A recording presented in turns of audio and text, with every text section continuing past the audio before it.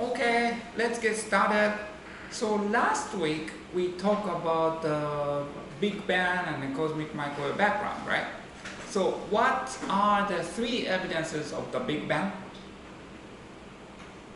Anyone?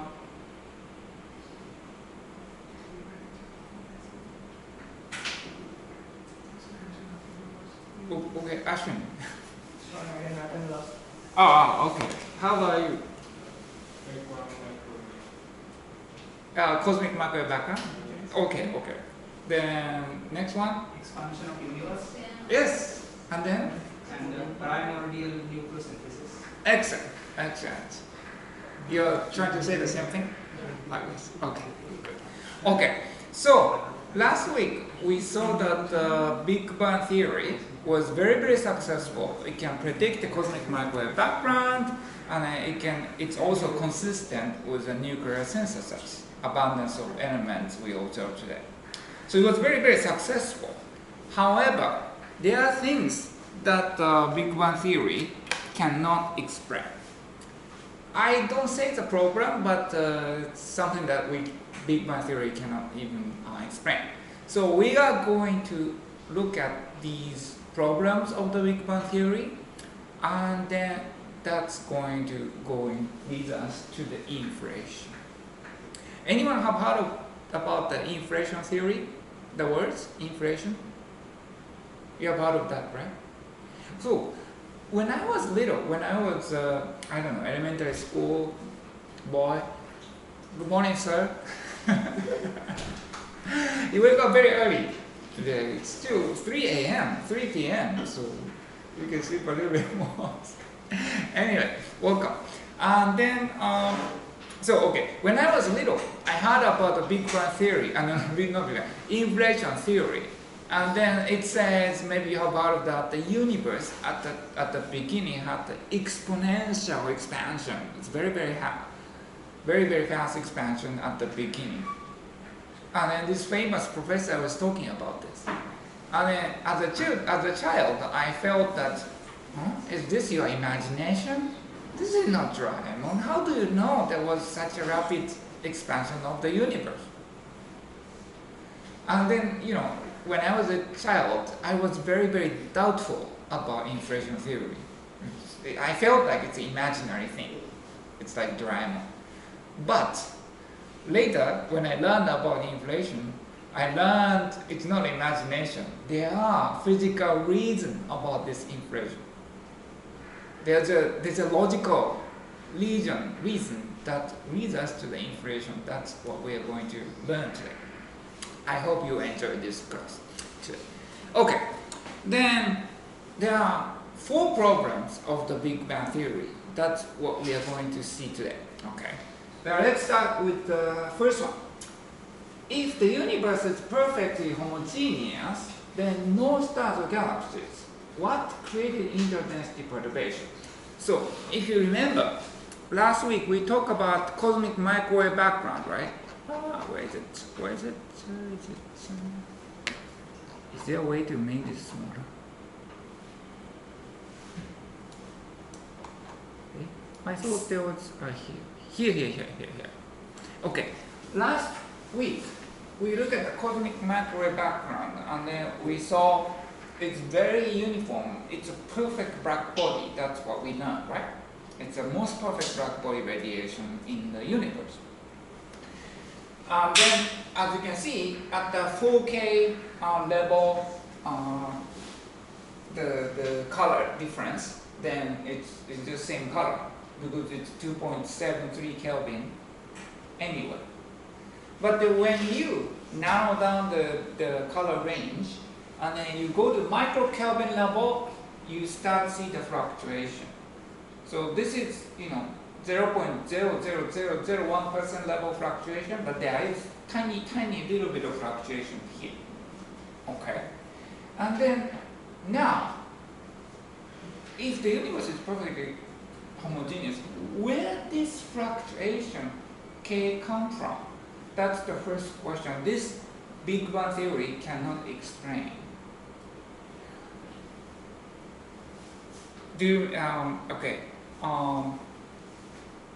do you remember that we talk about the Big Bang? We had enough time to be uniform, right? So why it is not completely uniform without no fluctuation? And actually, as I said, this fluctuation is our mothers and fathers, because these red points, red areas are slightly higher density than blue areas here in a Big Bang fireball. And then these high density regions are where gravitational collapse happened, and then stars and galaxies formed. And then stars and galaxies formed, and then many billion years later we formed, right? We living animals and people, we formed, right? So these are your father and mothers. Without these fluctuations, if it's completely uniform, then we're not here. There's no galaxies, no stars, no human. But we don't know. The Big Bang theory doesn't explain why these fluctuations high density regions form. So that's the problem one. Okay? Okay, there will be a test. What are the 4 problems of Big Bang at the end of the class today, right? Okay, so the first answer is this, okay? Then next. So this is called initial density perturbation. This actually, let's look at the Planck saga. This is more latest, higher resolution image of the cosmic microwave background, and there's a 0.001 degree of fluctuation here, around 2.7 Kelvin. Okay. Then that's one. The next one is also interesting, horizon problem. Okay. Then here we talk about horizon. How far can a photon go? How far can a light travel? This is the distance the light can travel. Light is the fastest thing in the world, right? This decides the area of the causal connection. So say if point A and point B, if within, so this is called, if the photon can go through, we can send message, we can exchange information, or we can uniform the temperature, exchange the energy. This kind of interaction can happen, right? So this is causal connection. So what the science of this causal connection in the early universe? Let's talk about it. Let's think about it. Okay. Then we go to the Friedmann-Watson Walker metric again, and then we don't talk about curvature, so k equals 0, and then we just think about radial direction, no angular direction, so delta phi and delta theta are 0, and then as we know, all right rays ds equals 0. This is just saying the light travels the shortest path. Light doesn't go around, light goes straight, so that's why ds equals 0. And then Friedmann equation, Friedmann-Watson metric is going to be like this. This is actually, we did it before. This is the Friedmann-Watson Walker metric for the light. Okay? And then now think about proper distance traveled by the light, the photon. Okay? How long photon can travel? Okay? And then we do this. The distance is, the metric is this, right? dr dt. We need to integrate dr dt, right? So dr is this, right? So that's c dt divided r. So the dr is distance, right? So we integrate distance over time and then get the distance. This is basically saying c, speed of the light, times t, time, right? Okay, if it's not expanding anyway, in our Euclidean non-expanding space, this is just the speed of the light times time, ct. And that's in expanding universe, it's like this. It's the same thing. And then, okay, you integrate to 0 to t, and then it's going to give you actually the size of the horizon. Okay, sides of the horizon. This is the fastest thing. Light is the fastest thing, so this is the farthest you can travel within the time of t, or age of the universe t. And then when you calculate this, we didn't do this, but then in a radiation-dominated universe, it's the scale factor r is proportional to t square root. We didn't do this, but if you're interested, please look at the question 2.4, I think 2.4.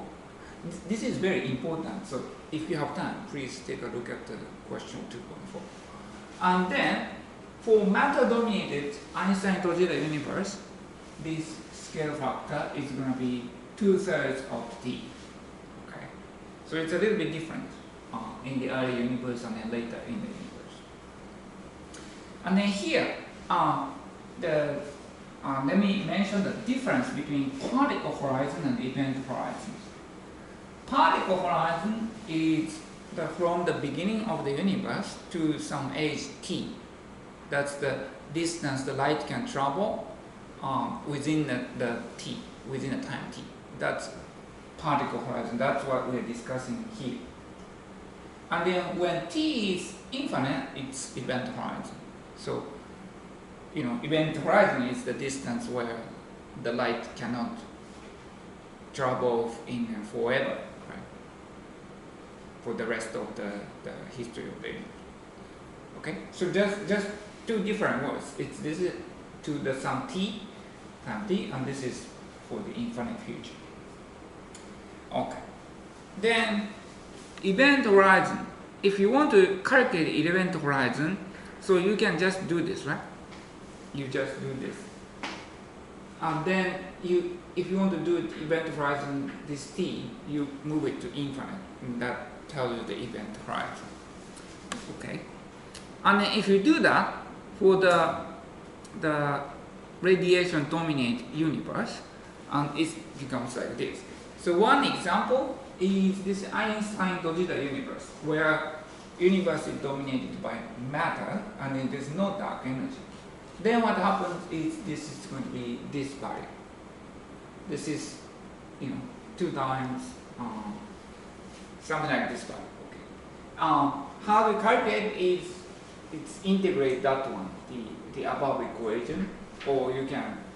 This is actually the same thing. And then particle horizon is it's the same thing, but then if the particle horizon is to some time or some redshift, so that's why here the Hubble parameter is here, not Hubble constant. This is current value, right? This is some value at that t. Okay. And then at the time of recombination is where CMB radiation started traveling towards us. And that's at redshift with about 1090. And then that's, if you put this value in here, you get this kind of value. Okay, so that's at the recombination where CMB is emitted. This is the size of the particle horizon. This is the maximum distance the light can travel. Okay, and then now we put some numbers. We put the Hubble parameter and the speed of the light, action numbers, and then calculate. And then it becomes 0.46 megaparsec. Okay, this is actually very small compared to the size of the universe. In terms of co-moving distance, co-moving distance to redshift 1000 is about 1400 megaparsec. That's a lot, right? Compared to this. Then, then angular diameter distance we need to divide by 1 plus z, so it's going to be like 13 megaparsec. The difference between co-moving distance and angular diameter distance is huge, right? Because redshift is 1000. So basically there's 3 orders difference between these distances. But this is proper motion distance. This is angular diameter distance. So we need to compare this with this. Okay? Then we get the angle, right? So, do you, is it okay to, let me bring out my pen.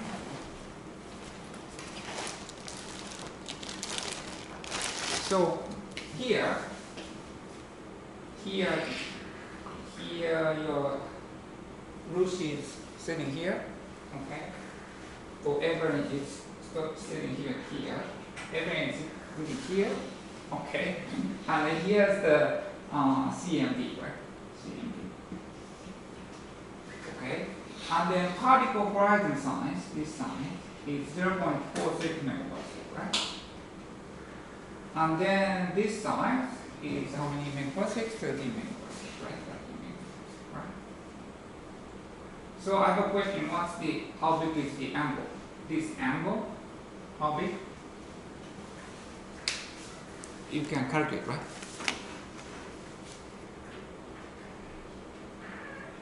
Should I go from, these guys won't go, right? Doing. Eh? It is, you can calculate? Yes, and then take arctangent.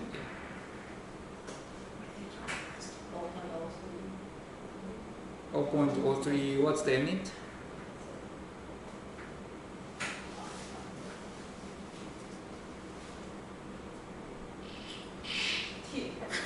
Yes. It's small. This is 2 degrees. The answer is 2 degrees. Okay. So that's very small, right? The whole skyline is 360 degrees, right? And then this particle horizon is 2 degrees. What does it mean? It means so here. So on the sky in the CMB, only 2 degrees apart, things 2 degrees apart. So the light can travel only 2 degrees. That's the particle horizon. So within 2 degrees, it can communicate or mix the temperature. But if you are more than 2 degrees apart, you cannot even see each other because that's greater than the maximum distance light can travel. Okay, so as I wrote down here, if 2 points are more than 2 degrees apart, no causal contact. So why CMB is so uniform, also on large scales? This remains a problem, right? This is called horizon problem. Okay, I said, this is not a very good picture. But then I said CMB is uniform temperature, right? 2.7 degrees. So the temperature is same as here and here. That we know from observation. But according to our calculation, particle horizon size is 2 degrees only. So there's no communication from here to here. Beyond 2 degrees, there's no communication. It's too far from here to here. Okay, if the light starts from this point and try to mix, high temperature, and then only it can travel 2 degrees before this picture was taken.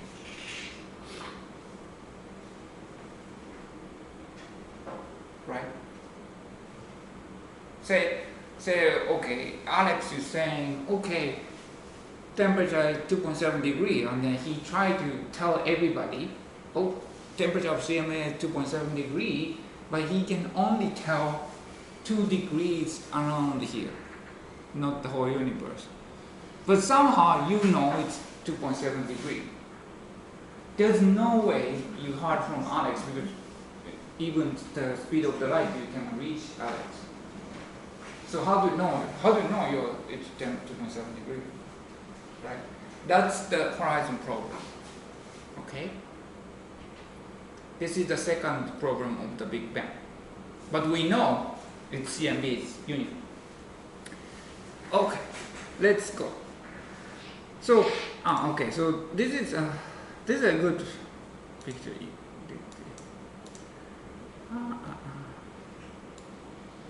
Okay. I should show you this picture, the same temperature, and then if this is then if the particle horizon is very small, much smaller than the size universe, you would expect CMB to be something like this, right? This is non-uniform, right? Here, the colors are different. So you would expect CMB to be like this, but CMB is actually like this. Okay. So that's the horizon problem. Okay, then, okay, monopole problem. The third problem is monopole problem. Monopole, have you heard of that? It's just a magnetic pole, but it just exists in single. So in our magnet, even magnetar, we have N and S, right? All the magnets that we know have N and S. Do we have magnet here? Or we don't? But anyway, all the magnets we know have N and S. But then theoretically, as you know, that the monopole, just N or just S, can exist. Do you know Maxwell equation? Maxwell equation. If you take the derivative of this is going to be 0, right? If there's a magnetic monopole, there should be something like this, something like this. But in Maxwell equation, the opposite exists, right? Opposite. If you take derivative of B, then it's going to be Q, right? So because electricity, we have charges like electron or proton. It's like this kind of thing exists, right? So the charge is just in single. But in magnetic field, we don't have such thing, monopole. So that's why Maxwell equation is 0 here. But theoretically, monopole can exist. I mean, there's no problem in equation theory. You can add this magnetic charge here. So theoretically, it's totally possible to have monopole, but we just haven't found any. However, this is a problem because almost all the grounded unified theory, GUT is grounded unified theory. So for forces in the nature, theorists are trying to combine them into one force, one theory, right? And all these kind of attempts predict the existence of magnetic monopole. Sorry. Let me explain again. So this we don't find magnetic monopole. We don't know why. But then this ground unified theory, where is it? Yeah. Okay. Okay. I was okay. Okay. So this ground unified theory predicts existence of magnetic monopoles. Below Curie temperature, this is a critical temperature, magnetic moments of molecules align with those of their neighbors. Okay, then it's going to be magnetic monopole. Okay, then we don't go into detail, but the ground unified theory predicts about one monopole per particle horizon. Which is, how big is it? Maybe next person is Poya. How big is the particle horizon at the CMB? Yes, you're so smart. Okay. So horizon size, okay. Then, so the ground unified theory predict about one monopole per 2 degree. Okay. Then we go to cosas. Then how many monopoles in this universe according to this?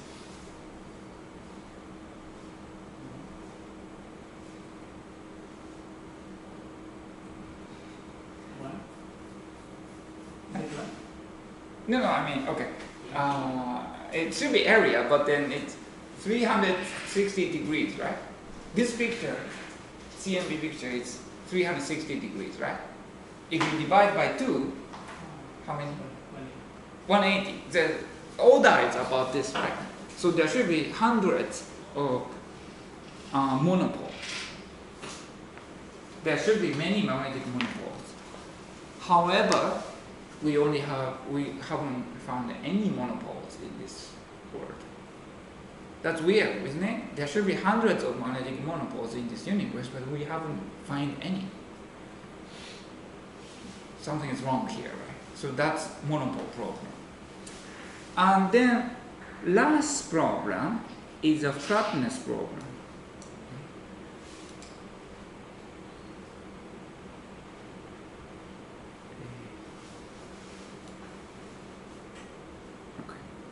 Okay. Okay, I haven't explained this yet to you, but then cosmic microwave background tells us this universe is flat. Well, I'm going to explain this maybe 2 weeks from now. How do you know this universe is flat? But let's take the result now. So according to CMB observation, well, actually this is from the sides of the resonance scattering at the very acoustic oscillation in the Big Bang fireball. So just simply, when in the Big Bang fireball, we can measure the signs of acoustic oscillation. This is harmony of the universe. Anyone like the music? This is the music of the universe. Maybe you like it. And this harmony, the sides of the harmony will tell us the signs, the flatness geometry of the universe, and then it's flat, which is a good news, right? It's not open universe, it's not closed universe, it's flat universe. So flat universe means the two parallel light is going to be parallel, right? It's not going to go like this or like this. So it's easier for calculation. It's good for exam, right? If you need to do calculation in open universe, it's a disaster. So that's good. Okay. Anyway, so we know from CMB observation, universe is very close to flat. Okay. But we don't know why. Why this universe is flat? Theoretically, open universe is possible. Theoretically, closed universe is also possible. There's no reason for the universe to be so flat. The open universe is something near the black hole. The light is bended, right? Then parallel light is going to be bended, and then it's not parallel anymore. Right? That kind of things is open universe as a whole universe. If the light is going like this, it's closed. Open universe, it's like this, it's closed universe. But in our universe, light goes parallel. Okay. But this Big Bang theory cannot explain. So this is the fourth problem. Okay. Now I go to the next lucky person. Is Alex. So what are the 4 problems of the Big Bang theory? You can just say one.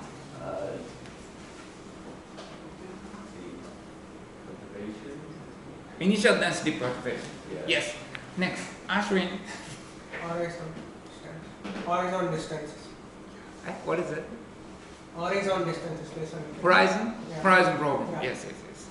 And then, Yatan. Which one? Flatness? Okay. And then it comes back to, right? I skip you guys. Arayan. Can you repeat the question? And what are the 4 problems of the 4 problems of the Big Bang theory? Excellent. Good. Oh, you guys are good. Okay. Then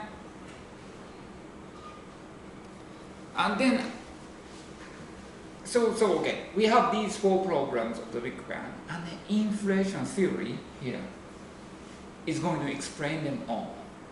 Isn't that cool? There are 4 problems, and inflation can solve them all. This is like, I don't know. Oh, okay. Okay. Now we think about what is it like? I want to say something metaphor. Inflation is like, superhero, no? Superman. Oh. It's not like that. It's like Spider-Man. He suddenly comes out and solves all the problems. Maybe not a good metaphor. Who is the problem solver? Is it like I don't know. Is it like Google if you search problem? I don't know. Okay. How about it? Oh, it's like university professor. No? If you ask any question, he solved the problem. No? Do you agree? maybe not. Okay, anyway, but inflation that. Okay, so let's think about it. Here it starts that inflation is not imaginary thing. Okay. So let's start thinking about from particle horizon size. Okay, we integrated the proper motion distance, and then we got 2 degrees, right? And then that's the problem. But then this 2 degree must be wrong, don't you think? We found that the universe is uniform, right? CME is uniform over 360 degrees this way, 2.7 degree, 2.7 degree, 2.7 degree, same temperature beyond 2 degree. Okay?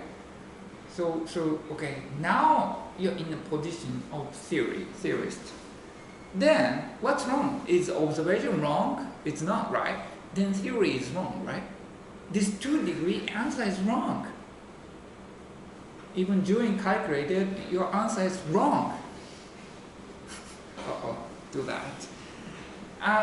So how many degrees this must be? It cannot be. If it's not 2 degrees, how many degrees? 2.7.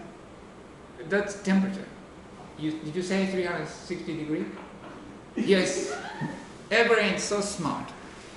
Because temperature is uniform, right? So then horizon size must be bigger than the size of the universe. Then photon can travel around and make the temperature uniform. So this horizon size must be big. Must be large. Because CMB is uniform. This is the way those Alan Guth, who think about came up with the inflation theory, thought about. Okay, this size must be large, must be 360 degrees. Okay, then what was wrong? What do we need to do? Okay, then it comes. Okay, why this become 2 degree? Why this is 2 degree? We want this to be large number. This must be large number. So then, where did we did it wrong? Here.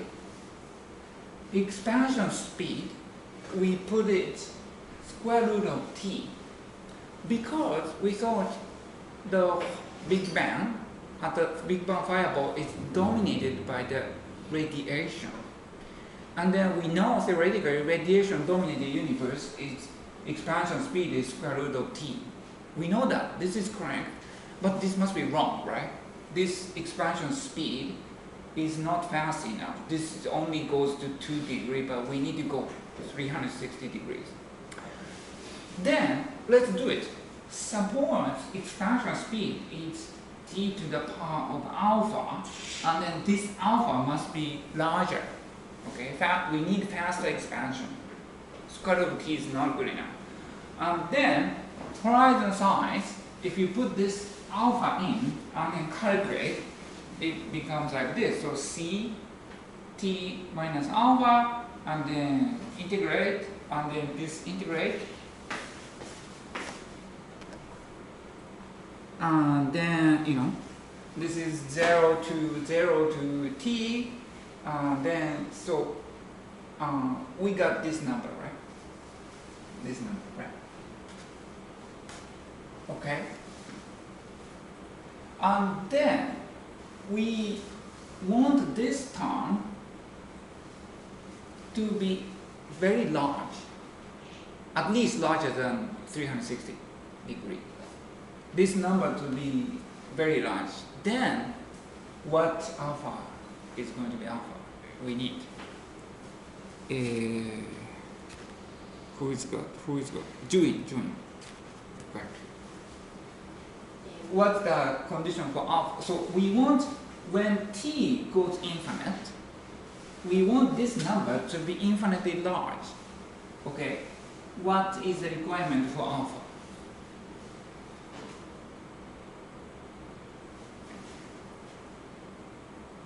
Sorry. Yeah. Sorry. When t goes 0, I'm sorry. The opposite. When t goes 0. In the early universe, this number should be large.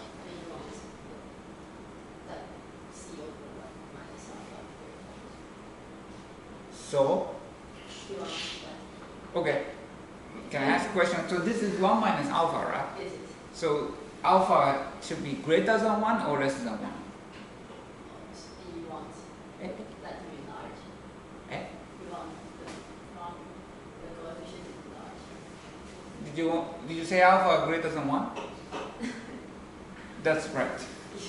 Here. NTH is so small. If alpha is greater than 1, then this is going to be negative, right? So t is going to be in the bottom, right? So when t is very small number, it's going to be infinite, right? See? If alpha is greater than 1, say, then this t goes in the bottom. So when t is 0, this number is very large. Okay? So we need expansion of the universe with alpha greater than 1. Then horizon size in a very early universe, when t is 0, is going to be very large, infinitely large. Then it's okay for the temperature to be the same. Right?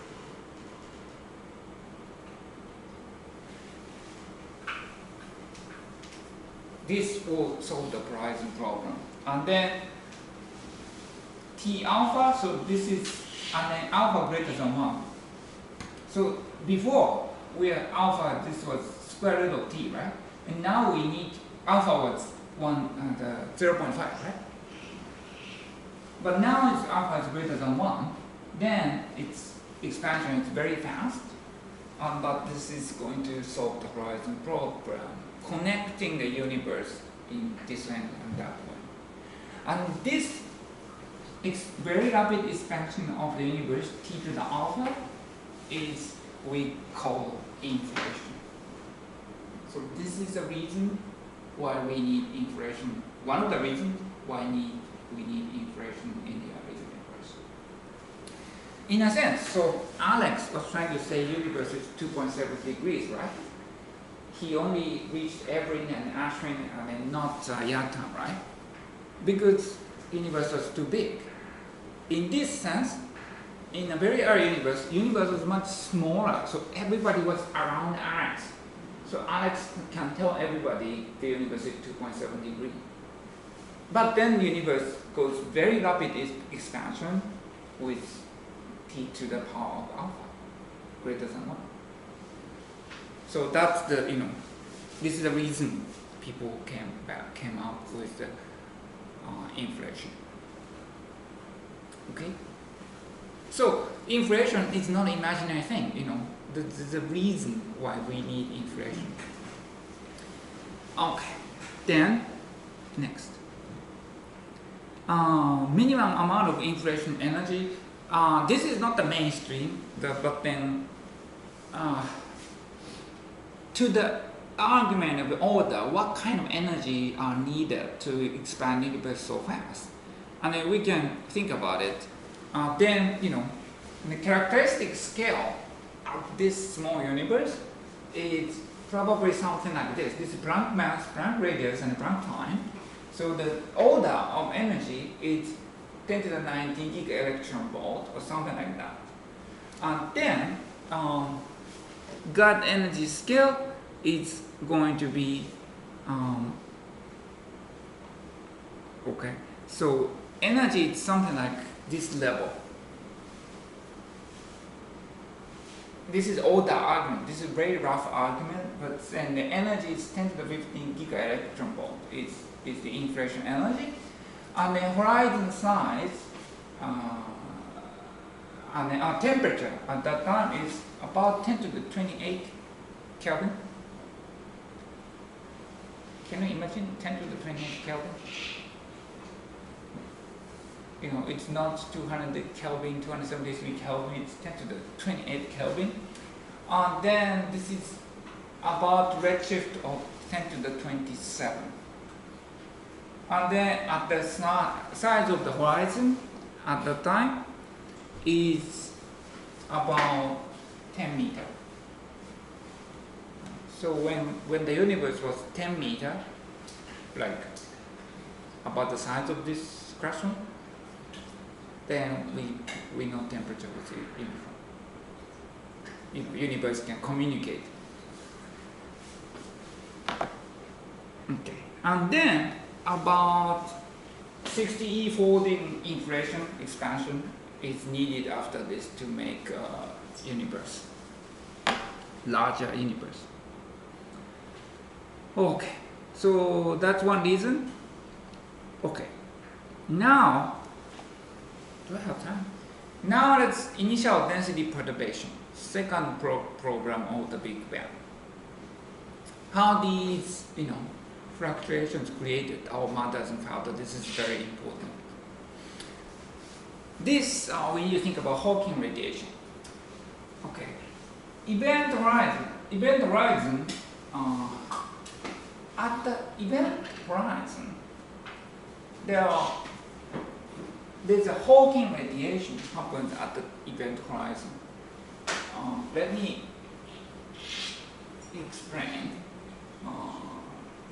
This is the opposite of the Hawking radiation in a black hole. This is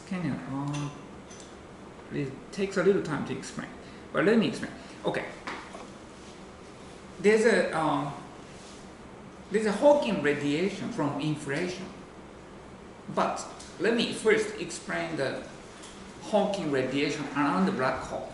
This is, originally Stephen Hawking talked about the Hawking radiation, and it's easier to explain.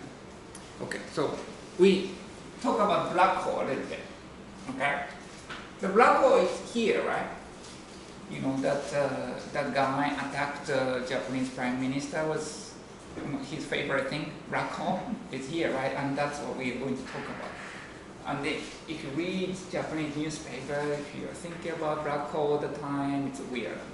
Anyway, let's think about it. Okay, around the black hole, the black hole is black because even the light cannot escape, right? Nothing can escape the gravity of the black hole, right? You have heard of that, right? So, around the black hole, there's an event horizon. Okay, and then within this event horizon, this is a radius where things can come out and things cannot come out. So within this radius, nothing can go out. Okay. Then, so this with a little bit chance, with certain probability in this world, there's always this pair creation and annihilation happening. So even we don't see it because it's so fast. So this is electron and anti-electron created and then disappear. With certain probability, this is happening for all kind of particles, elementary particles. Positron, anti-positron created and then created, annihilate, graviton, anti-graviton created, annihilated. This is happening all the time in a quantum level. Okay. Then sometimes near the event, so usually it's created and then immediately disappear, so we don't notice. It's created and then immediately disappear. So we don't notice, but near the event horizon, sometimes one of the particles, say electron and then anti-electron created, and then one of them falls in the black hole, and then the other one comes out as a radiation. this is called Hawking radiation. So black hole is emitting the light, and then this probably this radiation is going to be thermal radiation, because the probability for this pair creation and annihilation happen follows the thermal distribution. So radiation is thermal. So there's a thermal radiation coming from black hole. Okay. This radiation is, of course, very weak. Okay, it's not something we can see. Oh, there's a Hawking radiation. We cannot see that because this is very, very rare event. Okay, but it certainly comes. And then, so this is why, if you remember, maybe 2 weeks ago, Alex was asking a question that we talk about in the future of the universe, about 10 to the 100 years, we talk about all the black holes going to evaporate because of the Hawking radiation. Do you remember that? You do, right? Yes. Okay, good. So this is a reason. All the black holes evaporate because it slightly loses a little by this is a tiny bit, little by little loses energy by Hawking radiation. And then even, so this is including all the black holes, but then small black holes, like someone's called primordial black hole, those very small mass black holes like grounds of black hole already disappeared because of the Hawking radiation. Because universe is already 13.8 billion years old, right? So that's a long enough time for small black hole, if there are any, to evaporate. So that's why small primordial black hole doesn't exist anymore. Hawking radiation. Theoretically, we know. Okay, anyway, so that was the event horizon of the black hole. Okay? And now we have the same thing happens for the inflation too. Because in the universe, we have this particle horizon, right? Okay? It's like inside out. It's the same thing. We have particle horizon on the universe, and then something beyond the particle horizon we cannot see, right? So, near this particle horizon, if this happens, then there should be one particle coming towards us, the another one is outside of the particle horizon and we don't see it. That can happen. So, for particle horizon of the universe, we have this Hawking radiation coming from this horizon. Okay?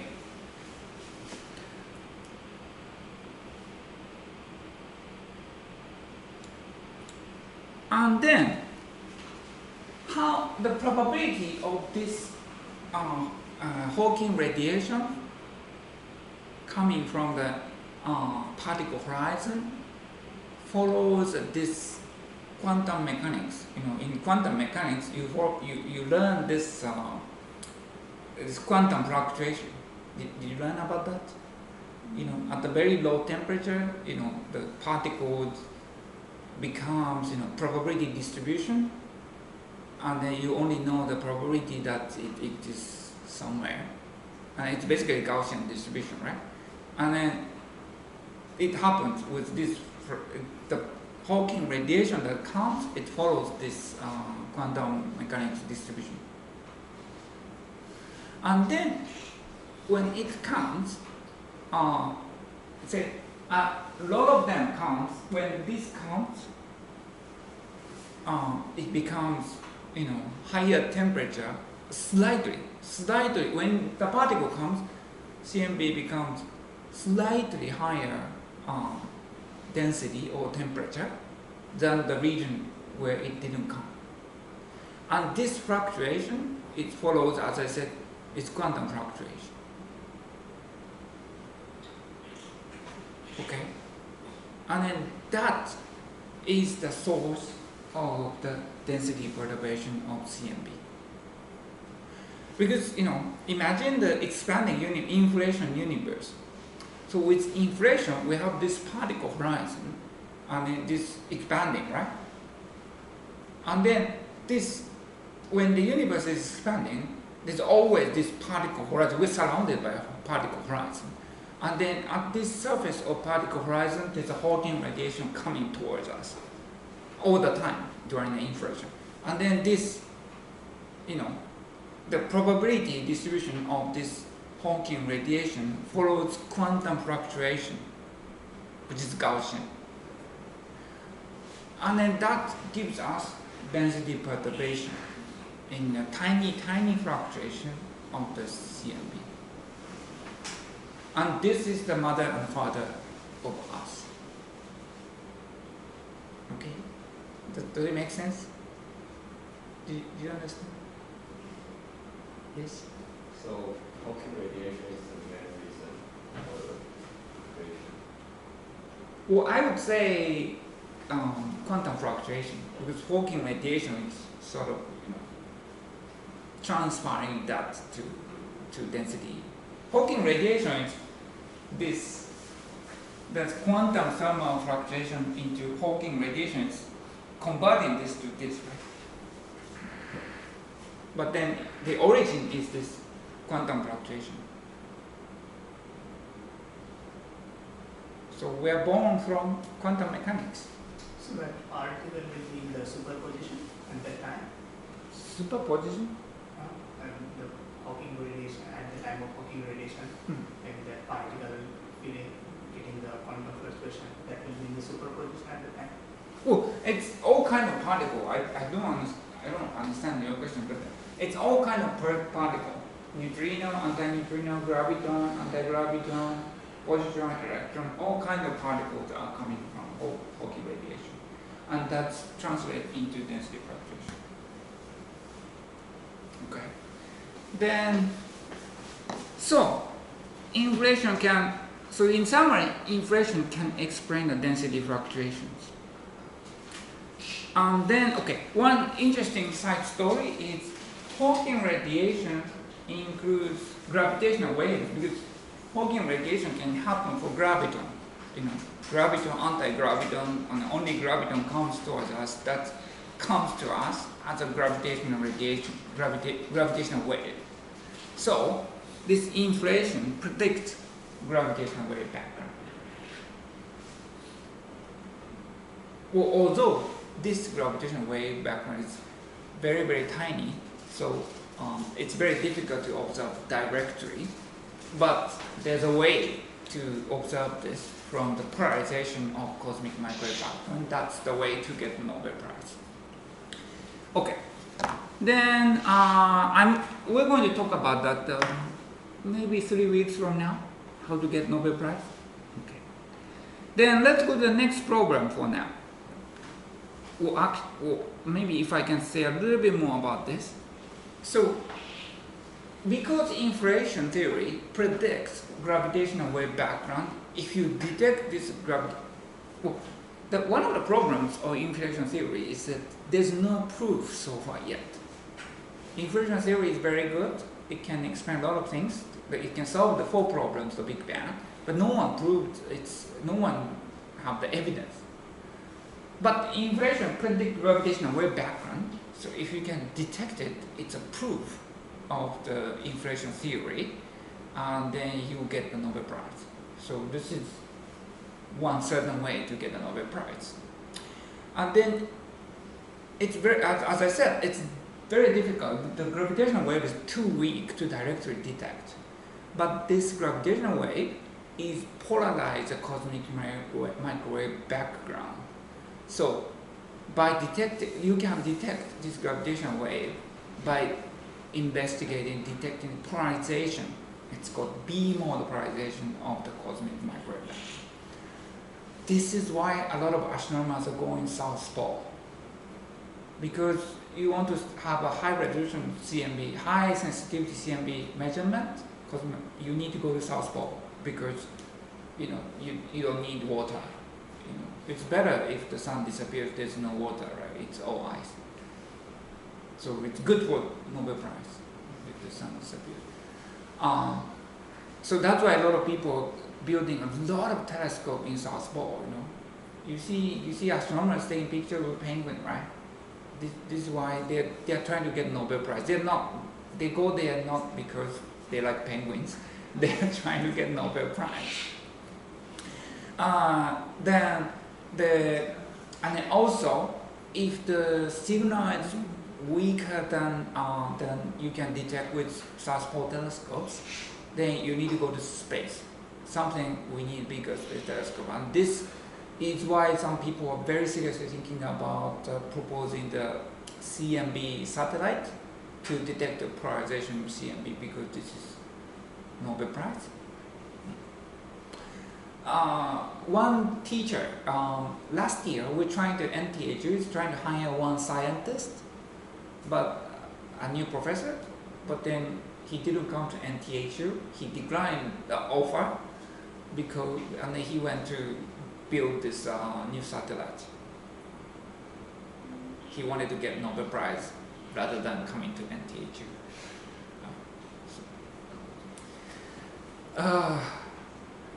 One of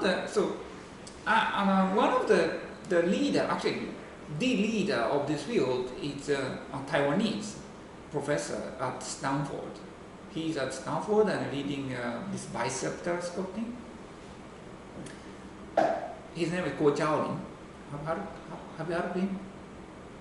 And then, I sent, Ko Jiaolin is Taiwanese, so he comes back to Taiwan every now and then. And then I sent one of my students to him. He was looking for a postdoc. And I had one student graduating from NTHU. And I tried to introduce each other, and then he accepted a job. He offered a job at Stanford to build this new telescope, the CMB telescope.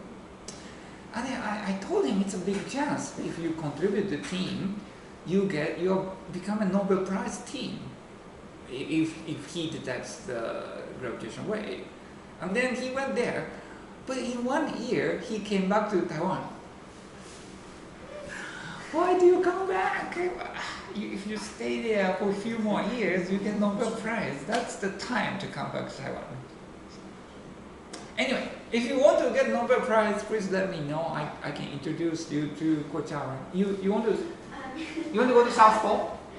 No. Penguins are cute. Why Nobel Prize is so important? No, why Nobel Prize is so important? Yeah. Because it comes with money. Oh.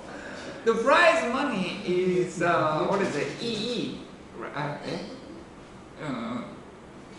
Or 3.1 Taipei. Okay, how much is US dollars? It's like $100,000 US dollars, 100,000. I want that too. Yes. You can go to South Pole, no problem. There's still sun in South Pole in the summer.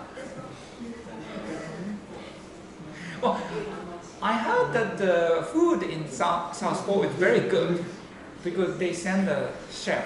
Have you go there before? Eh? Have you go to South Pole before? No. Oh.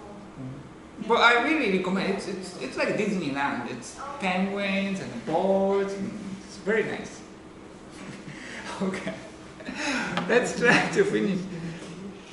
Okay. Maybe I'm derailed too much. Let's get back to the lecture.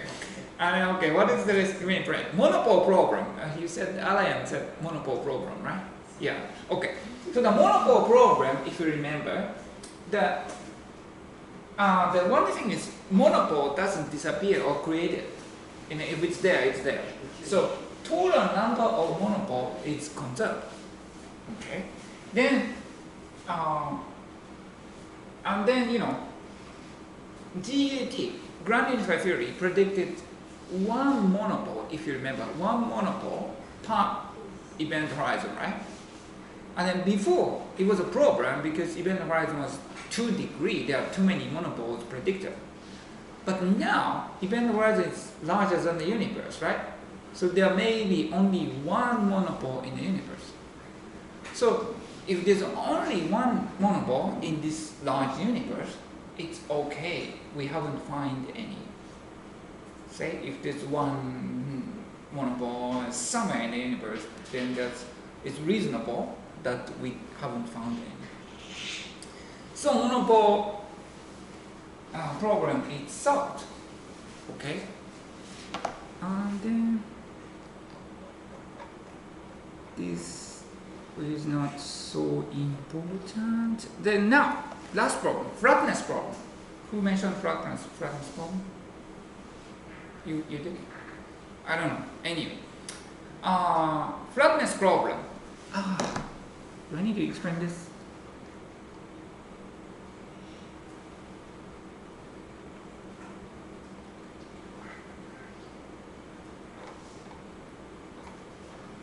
Do you want to hear? Do you want me to explain this flatness problem? It's kind of. I'm a little bit.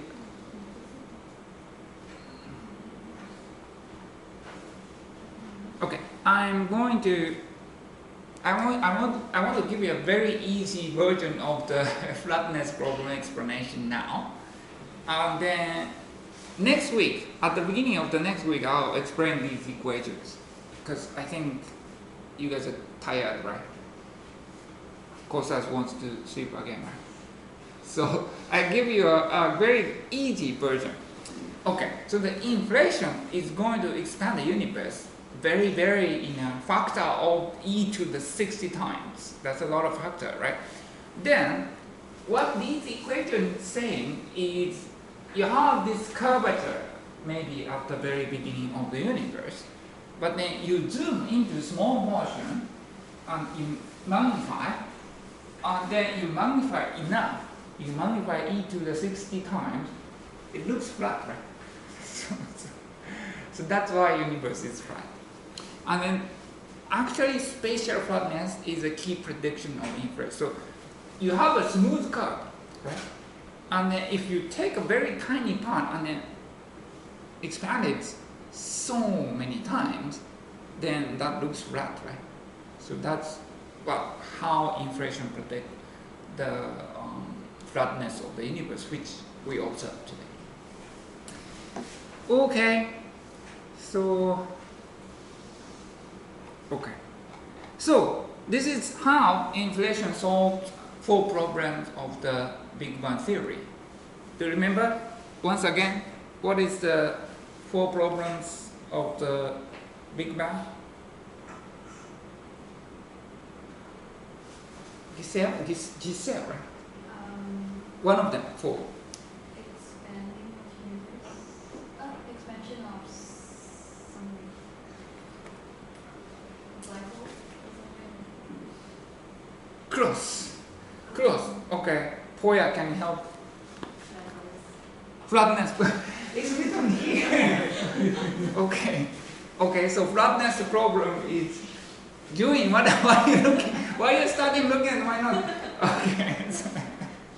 So flatness problem. Okay, flatness problem solved because it expands tiny part, right? Then cosas. Second problem.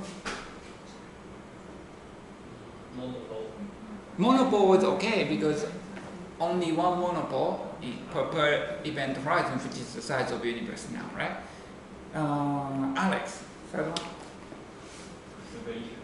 Observation. Density fluctuation.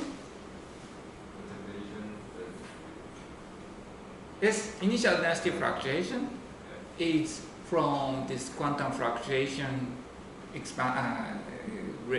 converted by Hawking radiation, right? So that's right. Then Ashwin. Horizon problem. Horizon. Horizon problem. Yes. Yes. Horizon size is Yeah. 2 degrees, but then actually it was very big. So it's a beautiful theory, no? It's the Big Bang theory is 4 problems.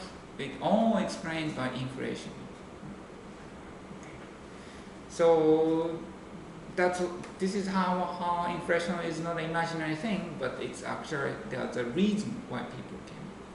Okay, so next week we're going to take a little deeper look at about how inflation solves the flatness problem, and then we talk about interesting episode of who came up, those people who came up with the inflation. There's a little bit competition or interesting story between them, and then we guess who's gonna get Nobel Prize. This guy get Nobel Prize or this guy get Nobel Prize? How do you know? Because he looks smarter. Oh my gosh. How about this guy? No answer. No answer. Okay, let's stop here today.